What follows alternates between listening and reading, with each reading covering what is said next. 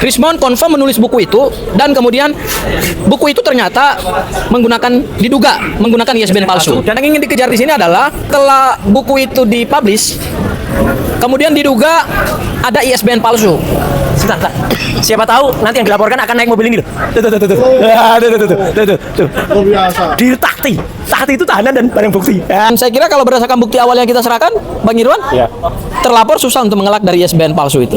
Saya yakin insya Allah. Ya, itu susah dia mengelak dari situ. Karena ada motif dugaannya bahwa ISBN palsu yang diduga palsu itu dicantumkan supaya meyakinkan para pembeli bahwa buku ini punya legitimasi gitu loh. Ya, poinnya di situ loh. Tipu gelap itu dimulai dari adanya rangkaian kata-kata bohong dan rangkaian manipulasi fakta. Terima kasih Bang Michael. Tadi sudah membuka dengan statement yang luar biasa bagus bahwa ternyata orang yang sedang dilaporkan ini kita nggak tahu sekarang ada di mana ya, Mas Roy ya? Ada di sini. Ada di sini ya? karena Jakarta. di beberapa acara nggak pernah nongol lagi gitu loh. Ya. Bahkan kita lihat di kanal YouTube-nya nggak pernah lagi tuh nongol. Ya, nggak ada suaranya. Dan ya benar. Mungkin mikrofonnya rusak. Speaker kata dia ini. Speaker kata dia ini ya. Speakernya tinggal rusak. pasang, kemudian speaker. Kayak gini kok speaker tuh. Kok gede, mon. Ya, para pemirsa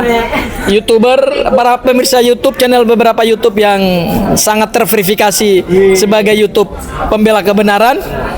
Di sini ada Mas Roy Official. Saya harus nyebut dulu Mas Roy, ya kan? Karena senior soalnya. Yang Kan? paling banyak Sentana. Tapi meskipun lebih banyak Bang Refli, tapi hari ini senior kan adalah Mas Roy. Mas Roy. Mas Roy. Gitu dong. Mas Roy. Mas Roy. Harus ada serapnya dikit, Oh Bang. gitu ya. Itu Mas Roy. khasnya siapa itu? Khasnya siapa itu? Karena saya ini orang Batak, tapi saya sopan. Saya Batak, tapi saya sopan. Berarti banyak orang Batak nggak itu?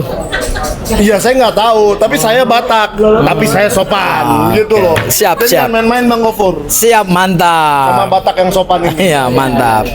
Kemudian di sini ada Abdul Ghafur Sangaji Official. Wih, channel yang paling cepat berkembang. 16.000 subscriber. 16.000 ya? Udah 16.000, Wow. alhamdulillah. Baru sebulan. Video official aja kalah. Baru Kalah sebulan. cepat.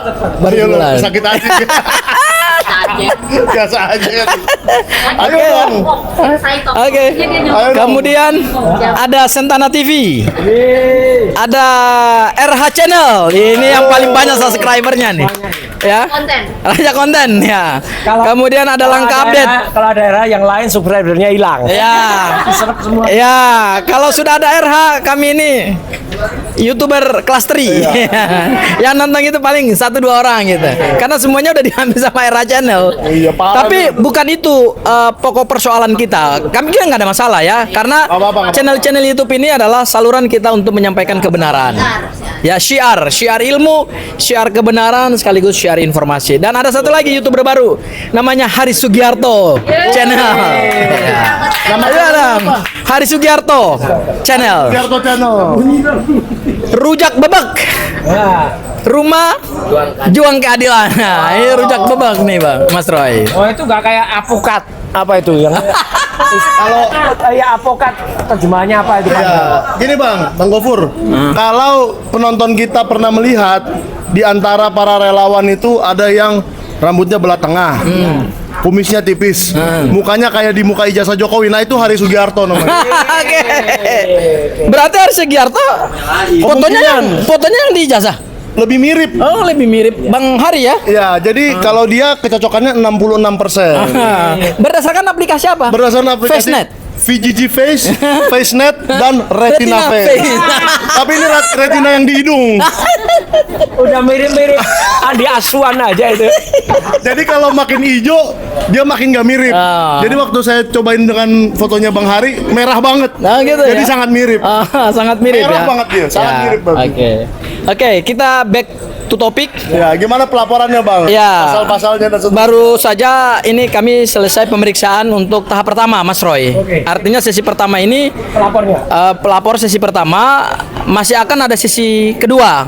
Kami setelah ini akan masuk lagi, Mas Roy. Wow. Ya, karena materi terhadap LP-nya Bang Irwan ini lumayan panjang. Ya. Dan tadi penyidik juga sangat welcome, ya, sangat antusias melakukan pemeriksaan. Intinya ada dua pasal yang dilaporkan Mas Roy, pasal penipuan dan penggelapan. Ya. Penipuan itu 492 KUHP dan penggelapan itu 486. Kenapa? Saya ingat 486, soalnya jadi ingat ceritanya Gibran. Apa itu? Gibran tuh lebih maju dari 486. Katanya Pentium. Lah Pentium tuh udah lama banget zaman saya belajar komputer itu Pentium ini 486. Iya. Kalau soal ahli-ahli gitu susah lah kita bantah Mas Roy. Karena ini pakarnya soalnya. Nah tadi Mas Bang Irwan diminta menjelaskan kronologis.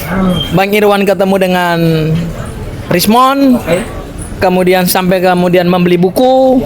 Jadi Bang Irwan ini kerugian materialnya dalam dugaan tindak pidana penipuan penggelapan ini sebesar 4.653 ya. 6.653.000 ya. Dan itu terhadap berapa buku? 66 buku ya, Bang? 66 buku. Nah, mudah-mudahan sih berjalan lancar, Mas Roy. Ya. Dan tadi kami mengajukan beberapa bukti-bukti. Rismon pertama kali apa namanya ya, Mas Roy ya, mempublikasikan buku Gibran Endgame lewat kanal YouTube Balige Academy. Oke. Ya, jadi buku itu belum beredar tapi sudah dia publikasikan. Ya, bilang bahwa akan segera grand launching dan kemudian grand launching baru kemudian Bang Irwan membeli. Nah, yang ingin dikejar di sini adalah setelah buku itu dipublish, kemudian diduga ada ISBN palsu. Sebentar. Siapa tahu nanti yang dilaporkan akan naik mobil ini loh. Tuh.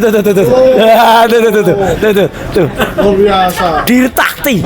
Takti itu tahanan dan barang bukti. Nah, itu. Kita tunggu nanti liputan khusus. Liputan khusus ya. Nah, diduga ada ISBN palsu juga. Masa naik mobil itu? Ya. Terus Bang Irwan nanti banyak berceritakan ya. Intinya ada dua pasal, Mas Roy. Dan hari ini kami akan tuntaskan untuk pemeriksaan pelapor. Dan besok penyidik mulai melakukan pemeriksaan terhadap saksi-saksi. Kalau pemeriksaan saksi-saksi sudah selesai, tadi kata penyidik, mereka akan segera manggil terlapor yaitu Rismon untuk dimintai keterangan. Ya, jadi kami surprise sekali nih Mas Roy. Ternyata penyidik responnya cukup cepat gitu. Ya, itu mungkin dari saya pengantarnya, Bang Irwan. Tambahin silakan Mas Roy. Sebelum nanti pelapor yang akan finalnya. Jadi sekali lagi teman-teman semua, apa yang dilaporkan Bang Irwan Arya ini bukan main-main, ya. Karena apa? Karena yang bersangkutan, saya lihat dengan mata kepala sendiri, menyaksikan sendiri, tanggal 25 Januari lalu, pada peristiwa di Car Free Day yang ada di dekat Bundaran HI ini, Bang Irwan Arya ini dengan semangat banget ya waktu itu membeli buku Gibran Endgame itu. Tadinya mau sebanyak 300 unit ya, tapi karena bukunya nggak siap, 200 juga nggak siap, akhirnya tanya, yang ready ada berapa? Ada 60. Terus Bang Irwan Aryati ngangkut sendiri, angkat sendiri Mas. Jadi kerugiannya kalau menurut saya tadi ketika konferensi awal ditambah kerugian manggul buku-buku tadi itu dihitung itu kerugian tidak hanya material tapi moral. Lah coba kalau di tengah jalan ada yang lihat terus kemudian mas sekalian angkutin deh ini barang-barang ini gitu gimana? Kan rugi kan.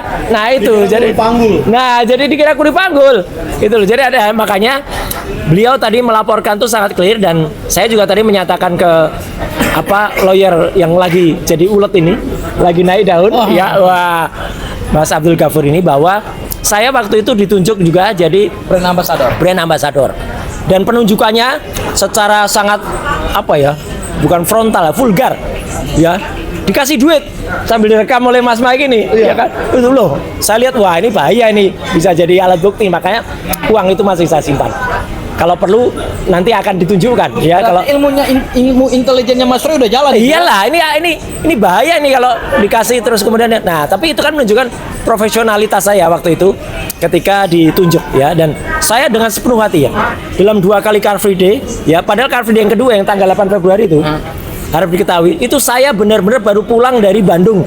Saya subuh dini hari ngebut dari Bandung pulang untuk mengejar Car Free Day yang ada di FX itu.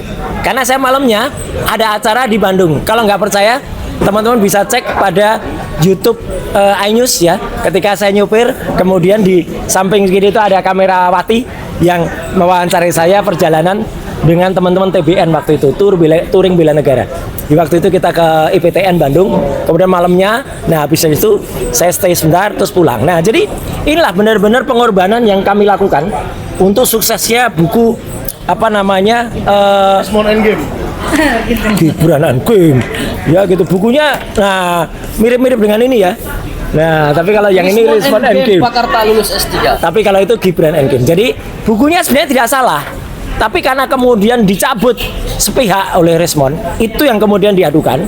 Dan mungkin nanti Mas Gafur juga akan bersiap-siap untuk menampung laporan dari banyak masyarakat. Iya, betul. Ya, karena masyarakat yang merasa dirugikan bisa juga menambahkan untuk membuat laporan tambahan. Jadi ada yang menarik dari tadi dilaporkan, ternyata tantangan Resmond, Bang, waktu itu di Atlet bersuara waktu dia hadir ya, kalau yang kemarin kan dia nggak berani hadir. Sebulan yang lalu dia bilang, buku Jokowi White Paper tuh mana, buku kok nggak ada ISBN-nya. Loh, buku nggak ada ISBN itu International Standard Book Number. Itu bisa pakai, bisa tapi yang tidak boleh adalah kalau ISBN palsu. ISBN-nya palsu. Dan itulah ada di Gibran Endgame. Ya, betul. Jadi itu tambahan dari saya, luar biasa. Mas Ya. Gibran. Jadi Mas Roy, ada fakta-fakta baru. Ya. Kita tidak mempersoalkan isi dari buku itu iya, ya. iya, betul. Tidak mempersoalkan isi dari buku itu. Laporan kepolisian dugaan tindak pidana penipuan itu bukan yang disasar adalah isi bukunya, tidak. bukan. Yang disasar adalah ada kerugian material yang dialami oleh korban dan akan ditindaklanjuti oleh korban-korban yang lain adalah ketika Resmond confirm menulis buku itu dan kemudian buku itu ternyata diduga menggunakan ISBN palsu dan membuat kerugian untuk orang lain. Ya, dan itu sudah kami tampilkan tadi juga di hadapan penyidik. Kemudian berikutnya lagi Mas Roy, beliau mengubah keterangannya atau ingin mengubah buku itu setelah mengajukan RJ. Setelah dilaporkan di Yamaguchi, ijazahnya yang di Yamaguchi diduga palsu itu, Mas Roy. Kemudian dia bertemu dengan Pak Jokowi. Ya, dan buku itu mau dibawa tadinya ke tokoh-tokoh termasuk salah satu Pak Yusuf Kalla ini buktinya. Iya, betul. WA ke stafnya Pak Yusuf Kalla namanya Pak Yadi. Sebelum buku itu dibawa, dan di sini ada nama-nama orang yang ditulis ya. Ada Dr. Resmond Eng, Hasil Lancianipar M Eng, ya, itu ada Dr. Vivian. Iya, betul. Wah, terus ada yang lain-lain. Vivian bukan Eng ya? Bukan Eng, ini Ung. Nggak tahu. Eng. Ya, Eng gitu ya. Itu. Jadi artinya ini banyak kasus yang ternyata dilakukan oleh yang bersangkutan. Gitu. Oke. Nah, ya. ini menariknya begini Mas Roy. Ya. Jadi rangkaian tipu gelap yang dimulai dengan adanya rangkaian kata-kata bohong, penipuan, ya kan? Itu ternyata kita mulai dari pembuatan ISBN yang diduga palsu. Iya. Nah, ISBN ini ternyata ada dua versi, Mas Roy. Ya. Ada ISBN pertama yang dipakai untuk menjual buku kepada korban. Ya, itu yang belakangnya 33 angka. Iya, betul. Itu yang belakangnya. Yang kedua belakangnya 40. Iya, betul. Apal saya udah. Yang pertama itu yang belakangnya 40. Itu yang dijual, itu yang Yang kedua, yang 40 itu. Yang pertama yang 40 Mas Roy. Yang pertama 40, yang belakangnya 40. Yang kedua itu memang penerbitnya sama, Lekas. Ya. Tahunnya juga sama 2026. Tapi judul bukunya lain. Bukan Gibran Endgame. Lekas masuk lah pokoknya. dan Mas Roy, ISBN yang diduga palsu ini ternyata dicantumkan untuk buku yang dijual kepada korban. Ya, telak itu. Telak, penipuannya telak. Karena dia beli Bang Irwan itu yang ISBN-nya palsu. Ya. Wow. Ya. Masuk tuh barang. Masuk barang itu. Ya. Bertobat lah lae. Bilang dulu bertobat lah lae gitu ya. Kalau lain lah, saudara bro lah. Karena kan Ya, kita mah- soalnya saya orang Batak tapi saya sopan. Ya. Jadi lae, ini kelakuanmu sebulan terakhir ini bukan seperti Rismon yang kukenal selama ini ya nggak? Jadi bertobatlah lae. Sebelum ratusan atau puluhan ribu ya. Puluhan ribu pembeli lainnya melaporkan Anda juga. Dan untung cuma satu loh. Mas Roy, dan ini akan agak sulit buat Rismon menghindar dari pencantuman ISBN yang diduga palsu. Nggak bisa nggak bisa menghindar. Karena kenapa? Berdasarkan barang bukti yang hari ini kami serahkan ke penyidik, Bukunya itu buku yang ISBN-nya nggak sesuai. Ya, ISBN-nya yang nggak sesuai, dan itu pasti akan telak. Ya. Karena ada buku yang versi terbaru memang ISBN-nya udah benar. Ya, tapi nggak boleh. Tapi dalam konteks penipuan dan penggelapan yang dikejar itu adalah barang bukti yang pertama, bukan yang setelah direvisi dengan ISBN yang benar. Karena korban itu membeli buku dengan ISBN yang bermasalah dan yang diduga kuat palsu. Dan sudah kami cek Mas Roy Memang palsu. dari Perpustakaan Nasional, dan tadi sudah kami lampirkan juga dalam materi pemeriksaan. Dan alhamdulillah penyidik mengatakan bahwa wah, ini berarti rangkaian penipuannya akan kami mulai dari ISBN palsu. Dan itu sulit untuk beliau hindari. Tinggal kemudian nanti menjelaskan bagaimana ceritanya ISBN itu bisa ada dalam buku ini. Nah, iya. Oh, mau saya yang ceritakan? Enggak, biar aja nanti. Tetapi penulis sebagai orang yang bertanggung jawab terhadap bukunya pasti kan tahu dong. Ya. Karena kan dia harus memastikan bahwa bukunya tidak bermasalah. Iya. Betul. Ya.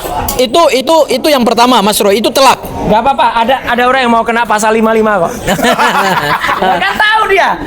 Bukan. Ya, tahu kalau palsu gitu. Kan saya besok akan dijadikan saksi ya Bang Irwan. Ya, betul. Saya jadi saksi. Ya. Jadi saya akan saksikan apa yang dilakukan Rismon bersama manajemen. Oke. Maka buku itu bisa sampai tercetak. Ya. Kalau soal apa yang isi di dalam buku itu saya nggak tahu, saya nggak pernah Ya, tahu naskahnya. oke. Tapi siapa yang mencetak itu saya tahu. Nah, Jadi Mas Roy, nomor ISBN yang tercantum pada buku yang dibeli, yang dibeli korban loh ya, bukan yang sekarang beredar, bukan, tapi yang dibeli korban, nomornya itu 97863473784040. betul. Ya. Ya, ini yang tercantum dalam buku yang sekarang kami jadikan sebagai barang bukti, yang dibeli oleh Bang Irwan. Ternyata setelah dilakukan pengecekan melalui aplikasi Perpustakaan Nasional Republik Indonesia, itu buku dengan judul yang terdaftar ISBN tadi yang saya sebut, judulnya adalah konten kreatif versus jurnalis. Wah, mungkin buku GG itu memang konten kreatif itu. Dan penulisnya beda, Profesor Dr. Rajat Wibawa MSI. Jangan-jangan setidaknya doktor dia. Dia jangan-jangan sudah jadi profesor. Iya Iya. kan? Profesor Doktor, mohon maaf. Ayo, Profesor Doktor. Profesor Eng. Dan memang diterbitkan oleh lembaga penerbit yang sama, Ya. yaitu Lembaga Kajian Komunikasi dan Sosial, Lekas. Tuh, benar. Profesor Dr. Derajat Wibawa MSI, CMII ya gitu. Ya. Lembaga Kajian Komunikasi. Itu ISBN yang 9786373780440. ya. Oh, benar ini. Itu ISBN yang tercantum dalam buku yang dibeli oleh lah ya. Bang Irwan. Bang Irwan. Berarti Bang Irwan salah beli buku dong? Hah? Tertipu. Tertipu. Kan korban penipuan. Ya, korban penipuan. Ya. Sudah membuat judul yang bombastis, ternyata Palsu. Ya. ISBN-nya nggak sesuai dengan fakta yang sebenarnya gitu. Dituntut gitu. Nah, jadi gini, Mas Fakta Roy. yang tidak benar itu namanya fufu fakta. Fakta. Buku fakta. Lain lagi nih ya fufu fakta. Ada lagi Mas Roy tadi. Kami sebenarnya ini bisa tambah seru nih. Oh iya. Gimana? Bisa banyak LP nih Wih, terhadap Rismon. Iya. Kami tadi diskusi dengan penyidik. Ya. penyidik memberikan pandangan. Namanya kan boleh dong. Boleh. Pandangan adalah Jangan ikut-ikut yang sebelah. bisa Kalau yang sebelah bilangnya gini, memberikan pandangan, boleh dong. Memberikan pandangan, boleh dong. Ada yang bilangnya gitu. gitu ya. Ada terus. Ya, memberikan pandangan kepada pelapor untuk memperkuat laporannya sebenarnya itu. Yaitu mencari beberapa korban lagi yang membeli buku ini. Boleh. Kemudian nanti korban-korban tersebut membuat surat pernyataan dengan mencantumkan bukti-bukti pembelian sebagai korban daripada buku ini dan pilihannya dua, bisa mengikutkan pada LP yang sudah dibuat Bang Irwan atau membuka LP baru lagi oleh korban-korban lain, ya, dengan dugaan tindak pidana bukan hanya tipu gelap, tetapi juga adalah pembuatan dokumen palsu ISBN. Itu kalau ditelusuri menarik juga tuh. Pasti menarik. Ya, pasti menarik gitu. Ya. Oke, barangkali itu pengantar dari saya. Bang Irwan. Oh ya. Baik, terima kasih abang-abang saya, saudara saya semua. Jadi kita saat ini lagi direhat sejenak, diberikan waktu untuk istirahat, makan dan sholat. Untuk ketemu responnya. Tadi kami sudah melakukan pemeriksaan, saya diperiksa atas pelaporan saya oleh Bang Rismon.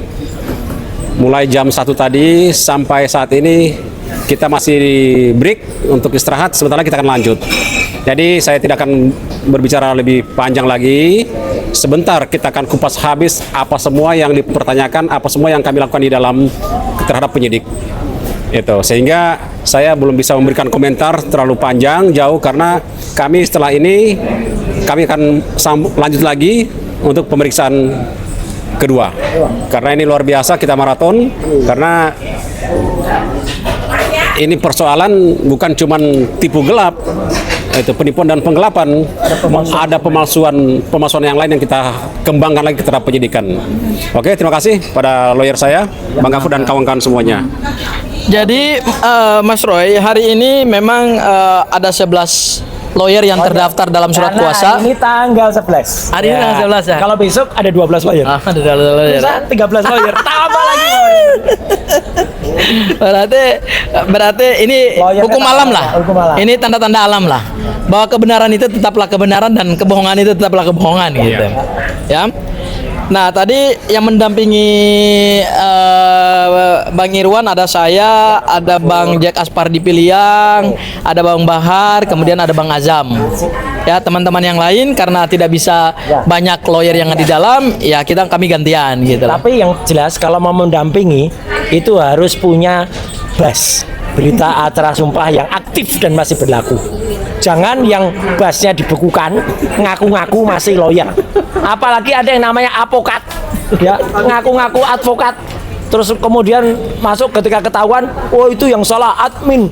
Gimana bisa nyalain admin? Wah, Andi Aswan itu memang parah. Ya, kalau yang BAS-nya beku bukan Andi Aswan, lain lagi, ya. Jadi yang jelas ini lawyer beneran yang mendampingi Mas Irwan Arya. Sukses. Ya. Ya, saya kembalikan buat Bang Michael untuk lebih lanjut mengelaborasinya gitu. Waduh, Ini gimana kalau saya? Bang Michael nih kan banyak info juga kan. Sembari kalau nanti mau lanjut, saya mohon pamit harus lanjut. Oh ya. Bos. Wah, kalau Pak Roy ini selalu lari melulu. Tapi kelihatan di mana-mana. Ya, itu lari. Kalau Bang Rismon lari tapi nggak pernah kelihatan lagi di mana-mana. Itu perbedaannya larinya Tapi coba update bentar dong. dua orang ini. Yang lo tahu Bang Rismon terakhir di mana, Bang? Yang saya tahu terakhir Bang Rismon itu berada di Kuningan. Ya. Di Jakarta. Kuningan Jakarta. Ya, terakhir yang saya tahu. Kira-kira Bang Rismon udah tahu nggak ada laporan Bang Irwan terhadap dirinya? Oh, saya yakin tahu karena pengacaranya yang hebat itu mediator nomor 1 di Jakarta. Kalau Anda tahu namanya, ya kalau nggak tahu namanya ya udahlah, nggak usah saya kasih tahu namanya. Yang ini ya, Iya. pergubjur apa nih? Lo. Enggak. Jarinya ketebelan dengan tulis pergunjingannya. Pergunjingan. Ini Ya. Oh. Gak bu. Jadi Iya, jadi kenapa saya bilang dia pasti tahu? Karena dia setiap malam berhubungan dengan Pak Dir. Malam Pak Dir, ya gitu kan, selalu ada status-status beliau yang seperti itu. Jadi pasti selalu ada. Nah, kalau soal Bang Rismon sendiri, saya yakin dia juga sudah melihat pelaporan yang dilakukan Bang Irwan beberapa minggu lalu ya, beberapa waktu lalu, dan ini kan sudah dipanggil. Jadi kalau berhitung dari pengalaman saya melapor ke polisi, Ini termasuk cepat nggak? termasuk cepat. Dan setelah saksi yang dua ini atau beberapa saksi ini dipanggil, besok kan dua saksinya ya Bang ya. Besok akan ada pemeriksaan 2 saksi. Soalnya saya, jadi saya tahu. Ya, oke.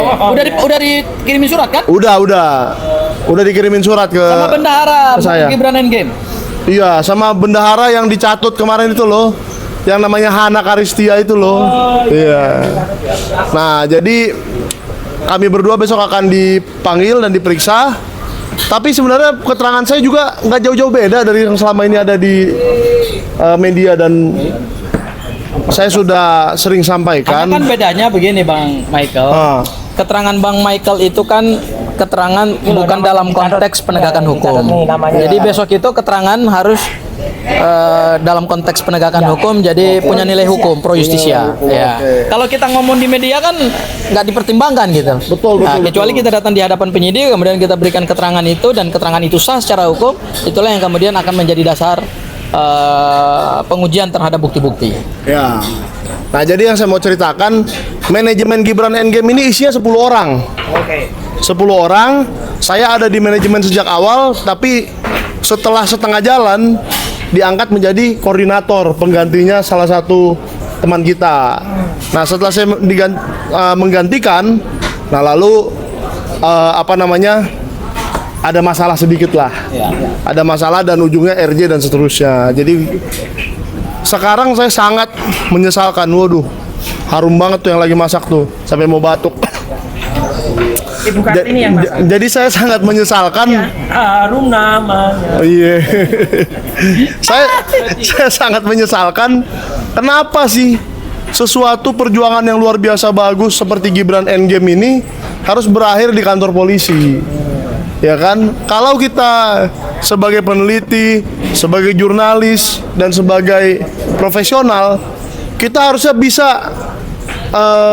mempertahankan omongan kita. Gini brother. Harus bisa dipegang omongan kita. Gini brother, saya mau tambahkan satu fakta lagi Mas Roy ya. Gitu. Tadi dalam pemeriksaan, ternyata begitu kami melakukan penelusuran terhadap bukti-bukti, buku Gibran Endgame ini kenapa ditarik oleh Rismon dan dibatalkan? Ternyata itu menjadi bagian dari kesepakatan RJ. Wah, ini Karena syarat untuk mendapatkan Asal RJ, buku itu harus ditarik. Namanya peneliti kok melacurkan diri supaya dipesan itu parah. Ya, jadi penelitinya melacurkan diri untuk dipesan, nanti nulis bukunya sesuai dengan pemesannya. Bahkan covernya juga harus diubah. Aduh, man. Udah sedemikian sehina-hinanya kamu itu ya. Berarti Mas Roy, yang disampaikan oleh kuasa hukumnya pada saat kita rakyat bersuara itu katanya lagi di satu tempat Palsu itu. lagi apa ya? Lagi Lagi menyelesaikan tugasnya. Tapi yang jangan menarik- tugasnya itu adalah menulis buku itu. Dan yang menarik di TV yang lain, keperucut atau kelepasan kuasa hukum sebelahnya Pak Rifai namanya. Nanti kalau bukunya isi nggak sesuai kita somasi. Gimana sih bukan sesuai? Tapi sesuai nggak sesuai, mohon maaf saya pamit dulu ya. Oke. Saya harus bergerak ke Santan. Silakan lanjut. Oke, Mas Roy. Roy Suryo Official Channel pamit dulu ya. Nah, yang lain terus subscribe jangan lupa. Jangan lupa. Semua. Ini subscribe-nya makin banyak nih. Pak Irwan, Sudah maju. 30.000 subscriber. Siap, thank you. Berarti ini udah offline juga, offline. Hah? Cabut juga. Aduh. Berarti penontonnya Roy Suryo Official lari ke kita semua tuh. Langsung pindah channel. Penonton Roy Suryo Ya. Official ke Sentana. Ya. Penonton Roy Suryo Official jangan lupa pindah ke Abdul Ghafur Sangaji Official. Karena kita masih sama-sama official. Kalau Sentana jangan. Sentana kan nggak official. Mana udah banyak. Apalagi Kalau Refli Harun nggak ada di sini. waduh, kalau RH channel waduh, itu mah channel channel apa? Channel kelas kakap itu oligarki itu. Oligarki itu, Channel Pak. oligarki. Nomor satunya RH Channel, nomor 2-nya Langka Update, channel oligarki Iya, juga itu tuh. oligarki tuh. Dua-duanya oligarki itu. Kalau kita channel oli mesin. Kalau kita nih channel kelas 3. Iya kan? Gua oli mesin, lu oli gardan. Jadi hampir sama lah. Jadi kita lagi rehat nih, Bang Michael. Mungkin bentar lagi kita masuk karena proses pemeriksaannya harus dilanjutkan. Untuk pertanyaannya belum bisa saya jawab karena masih proses gitu ya. Oh iya, pasti Masih proses. harus selesai dulu. dan Yang kita- tadi pada tahap awal pemeriksaan ini masih membangun konstruksi hukumnya. Jadi kami urut kronologis peristiwanya, kemudian mana perbuatan-perbuatan yang diduga ada tipu gelapnya, sehingga Bang Irwan selaku pembeli itu harus membayar uang sebesar Rp6.656.000. Wow, berarti 66 eksemplar. Iya, 66 buku eksemplar dan dibeli dalam dua kali. Pertama itu tanggal 3 Januari ya melalui reseller. Ya. Ya, dan kami minta resellernya juga akan diperiksa sebagai saksi. Dan kemudian yang kedua, M ya? inisial M. Tapi bukan saya. Bukan, saya. bukan. Dan yang kedua, Bang Michael itu pada saat acara Car Free Day. Ya, Mas Roy. Mas Roy. Mas Roy. Oke, sukses ya. Mas Roy. Di Garuda TV sukses ya. Siap. Sukses. Ya. Dan Sekali lagi. Mohon Oke. izin pamit dulu, Ya, ya. Oke, Pak. Siap. Jangan berhenti terus. ya. Sampai berhenti sampai dong. lanjut. Masa nggak berhenti? Ya enggak sampai pemeriksaan berikutnya. Oke, sampai lanjut ini. Yang kedua tanggal 25 ya, Bang. Iya. 25 Januari. Dan itu beliau gotong sendiri loh. Ini luar biasa nih. Udah beli 60 buku digotong sendiri dari mobil ya kan tanpa dibantu oleh Rismon. Begitu luar biasa nih. Karena dia yakin bahwa isinya Begitu benar. selesai Kalau beli ISBN RG. saja, maksudnya satu laporan untuk ISBN aja, saya rasa itu kayaknya juga udah mewakili semuanya kali ya. Gini, yang kami laporkan ini kan baru tipu gelap. Tapi terkait dengan ISBN itu kami jadikan sebagai dasar argumen untuk melihat ada rangkaian kata-kata bohong atau rangkaian manipulasi yang dilakukan oleh penulis buku. Ya, jadi ada rangkaian itu dimulai dari itu. Terus Tuh. Lampiran bukti buku dengan dua ISBN berbeda itu sudah kami sampaikan. Sudah clear and clean. Tinggal nanti yang bersangkutan dipanggil untuk dimintai keterangan gitu. Ya, dan saya kira kalau berdasarkan bukti awal yang kita serahkan, Bang Irwan, Iya. terlapor susah untuk mengelak dari ISBN palsu itu. Iya. Saya yakin insya Allah. Ya, itu susah dia mengelak dari situ. Karena ada motif dugaannya bahwa ISBN palsu yang diduga palsu itu dicantumkan supaya meyakinkan para pembeli bahwa buku ini punya legitimasi gitu loh. Ya, poinnya di situ loh.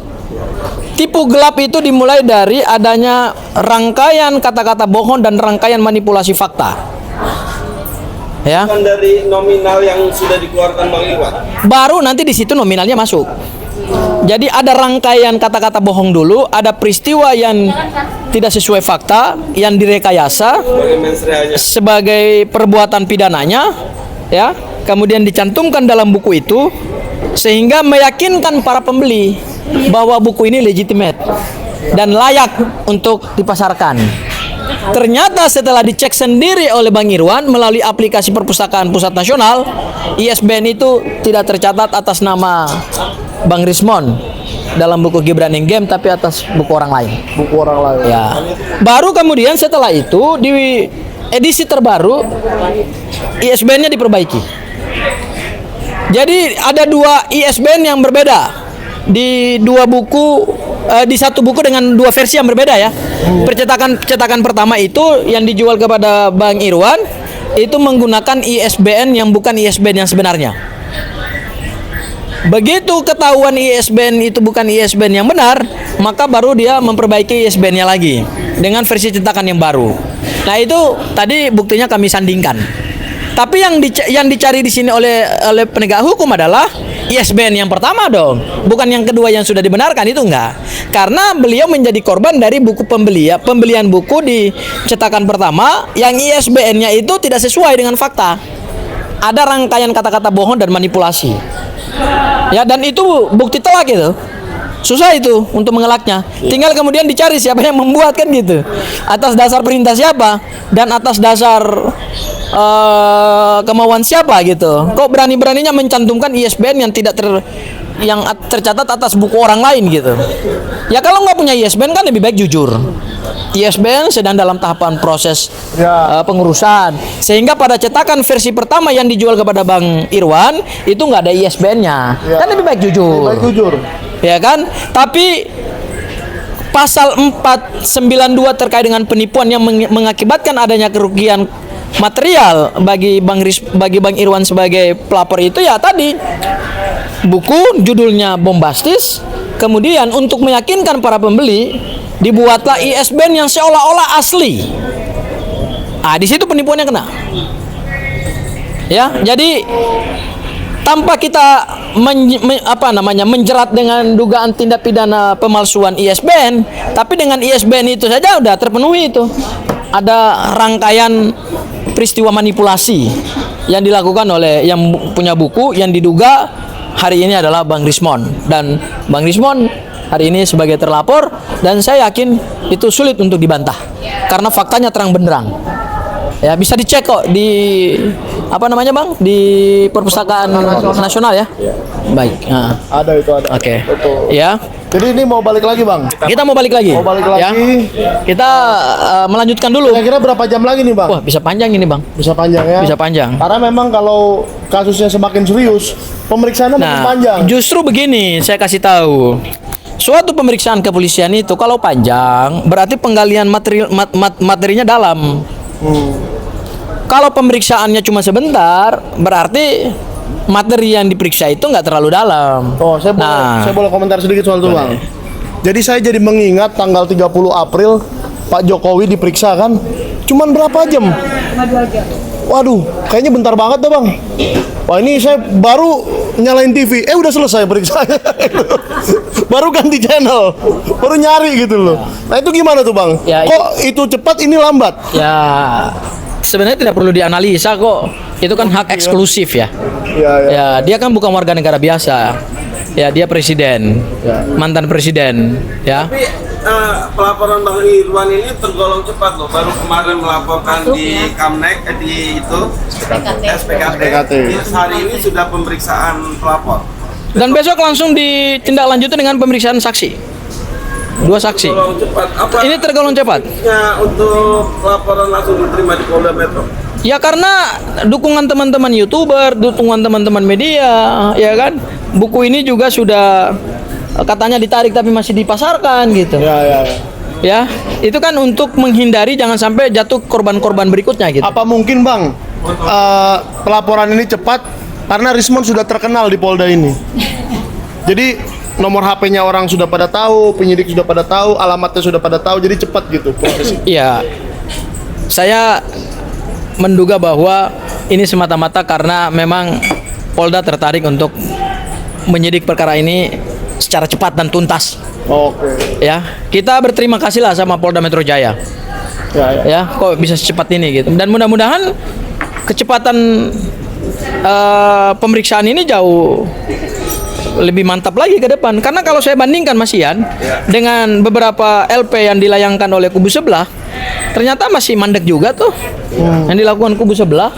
Tapi hari ini kita ditindaklanjuti gitu. Ya. Ada nggak, Bang, kemungkinan ini P21 duluan? Kasus ini P21 duluan daripada kasus Jokowi? Ya enggak lah. Kan ini masih tahap penyelidikan. Dari penyelidikan harus dinaikkan dulu ke tahap penyidikan. Masih lama juga nih tahapannya gitu. Tahapnya masih ada beberapa panjang, tahap. masih panjang. Cuman waktunya kan tidak tertentu ya. Ya, semua tergantung daripada alat bukti yang kita miliki. Dan tergantung dari seberapa cepat penyidik melakukan pemeriksaan terhadap saksi-saksi dan terlapor. Tadi saya dengar bahwa kalau hari ini pelapor sudah diperiksa, besok terlapor diperiksa, kemudian kalau ada tambahan saksi lagi, besok saksi diperiksa, kemudian kalau ada tambahan saksi lagi, kalau itu udah selesai, mungkin dalam waktu dekat terlapor udah dipanggil untuk diperiksa. Oke. Ya. Kita tunggu sama-sama ya. Oke, kami pamit ya. Oke. Pamit dulu. Nih, Oke. ya.